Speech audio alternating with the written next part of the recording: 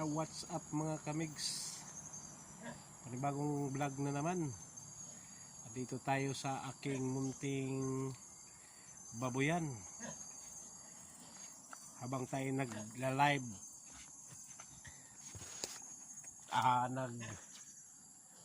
Nagluluto ako ng gabi para pakain sa baboy, para makatipid-tipid na naman tayo sa feeds. Siyempre mine kailangan kasi ang mahal ng ngayon ng feeds, kasi tatlo na ang anay ko tatlo na ang inahin ko, kailangan na magtipid.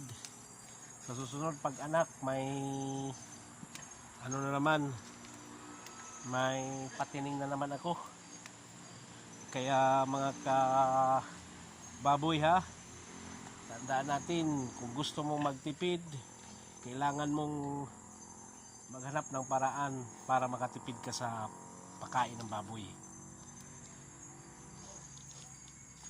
Ito yung mga mga kapigi, yung mga kamigs. Ito yung mga kulungan ng baboy. Yun yung isa, dalawang kwarto.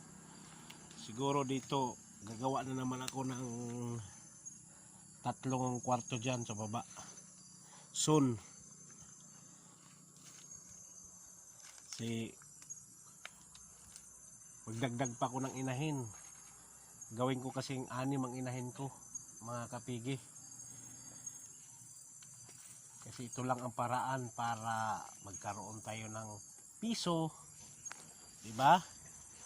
Okay dito sa farm ko na may mga palkata, dito tayo maglalagay kasi kailangan natin ng pagkain ng baboy na gabi.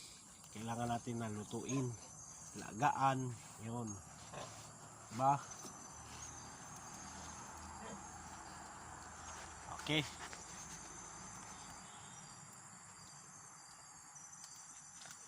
salamat mga bigs. Hanggang dito na lang ang vlog natin. Maraming salamat sa inyo.